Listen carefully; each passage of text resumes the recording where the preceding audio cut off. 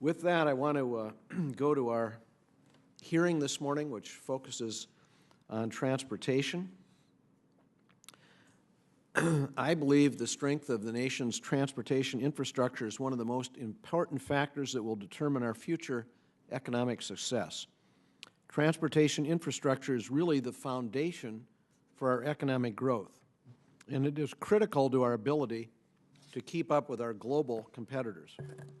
So even as we look to cut spending to bring down the deficit, which we must do, we need to ensure that transportation funding remains a priority. Yes, we have to cut spending, but we have to be smart about it. We can't afford to cut areas that are vital to future growth. That would be counterproductive and would ultimately worsen our long-term budget outlook as well as our long-term competitive position. Investment in transportation can also play an important role in strengthening the economy and creating jobs in the near term. So I am pleased the President has called for a significant upfront investment in infrastructure as part of his economic recovery effort. Investing in infrastructure right now also provides a good value to the American taxpayer because interest rates are low. In my state of North Dakota, investment in our transportation infrastructure is not keeping pace with our growing needs. Mr. Secretary, you've been to my state. I appreciate your going there. We have an energy boom that is unparalleled in the United States. The Bakken Formation, which has now made North Dakota the fourth largest oil producer in the country. We are very close to a time in which we believe we'll be the second largest oil producer in the country. That has created a demand on infrastructure that is truly staggering. I've just been in that region of my state in the last several weeks. For every well that is drilled, it takes 2,000 truckloads for equipment, for water, for mud. 2,000 truckloads for every well. Mr. Secretary, the major highways in that part of our state are two-lane roads. We've got chaos. I met with law enforcement throughout the region just weeks ago. They showed me what's happened to accidents, what has happened to waiting times, what has happened to people trying to get on the highway to get from their farm or ranch to the town. I had a guy come and tell us that there have been times that he had to wait an hour at his road getting onto the main highway because of truck traffic. No stop sign, no stoplight. So we've got an absolute critical need that really is a national priority because developing this resource is a national priority. Our road network simply can't handle the extraordinary increase in truck traffic as a result of energy development. So our vast energy reserves can only benefit the nation if significant investments are made to upgrade our roads. I believe there needs to be a national energy corridor funding as part of the next transportation bill. There are places that are simply a national priority, and we've got to make them a national priority. It's clear there's a tremendous need for infrastructure investment throughout the country. The American Society of Civil Engineers created a report card on America's infrastructure. They gave our infrastructure a grade of D. D, as in dumb. That's dumb, because infrastructure is really the foundation for our competitive position. According to the World Economic Forum's Global Competitiveness Report, the United States ranks 24th in the world in the quality of its overall infrastructure. We even rank behind countries like Barbados and Oman. And I would note we've fallen one spot from our ranking last year when we came in 23rd. U.S. investment in infrastructure has been falling as a share of the economy. According to the Congressional Budget Office, total federal, state, and local spending on transportation and water infrastructure has fallen from 3.1% of GDP in 1961 to 2.4% in 2007. We risk falling behind our chief global competitors. Already we see China and Europe are investing far more in infrastructure as a share of their economies than we are as a share of ours. According to The Economist magazine, China is spending 9% of its gross domestic product on transportation and water infrastructure. Europe is spending 5% of GDP. As I noted, the U.S. is half that amount at 2.4% of GDP. There is, I think, widespread and bipartisan agreement on the need for further infrastructure investment. Last July, the Carnegie Endowment completed a study on the nation's infrastructure.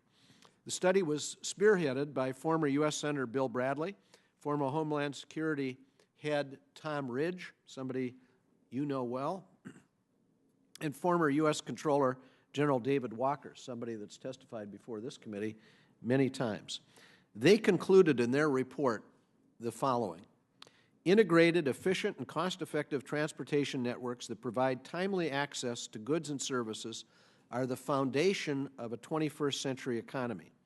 If America is to remain a global economic power while advancing our common aspirations for a better quality of life, we need to reinvest in America, especially in our transportation infrastructure.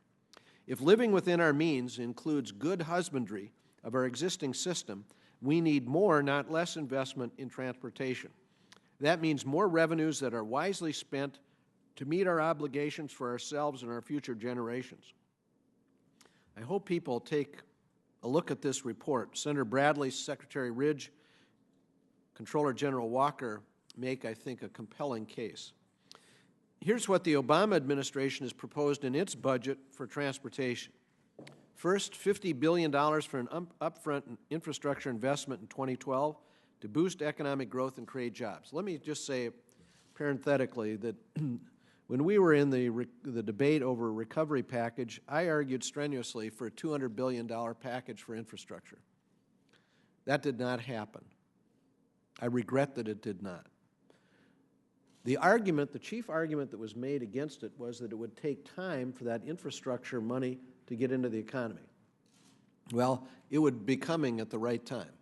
It would be coming at the right time. Right. Beyond that, I would say, I asked those who opposed it, how long did it take to build the Pentagon? Well, they weren't sure. 9 months. We built the Pentagon in 9 months. I said, we got to get back to that American spirit. They said, well, we got a lot of regulations. You know, I said, there's time when regulations need to be waived. I understand the need for regulations. I think all of us do. But there are times when you've got urgent demands and needs when there's got to be some common sense applied. And I hope very much we're able to find a way to do that. The second piece of the President's proposal is $476 billion for a 6-year surface transportation reauthorization. That 6-year reauthorization includes $318 billion for roads, bridges, and improving safety, $108 billion for transit, $47 billion for high-speed rail, and $3 billion for Tiger grants, which are grants to states and localities to fund high-priority transportation projects. And I must say, we were the recipient of a Tiger grant in North Dakota for Minot, North Dakota, which is right in the heart of the energy boom, to have a bypass for that city, and it's going to make a world of difference, absolute world of difference. That's the same community, by the way, that was hit by the devastating floods. We had 4,000 homes destroyed in that town.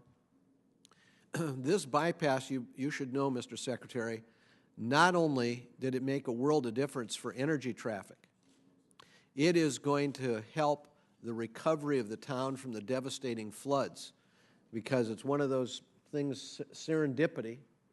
That bypass is going to make the recovery for that city go much more efficiently. It's almost as though, some greater power were looking down and got you to make that Tiger grant for that particular intersection and bypass at just the critical time. It's a godsend. The President's budget proposes to pay for the 6-year transportation reauthorization with savings from reduced overseas contingency operations. That is, from capping war costs. Look, that's controversial. We all know that's controversial. We need to talk about it.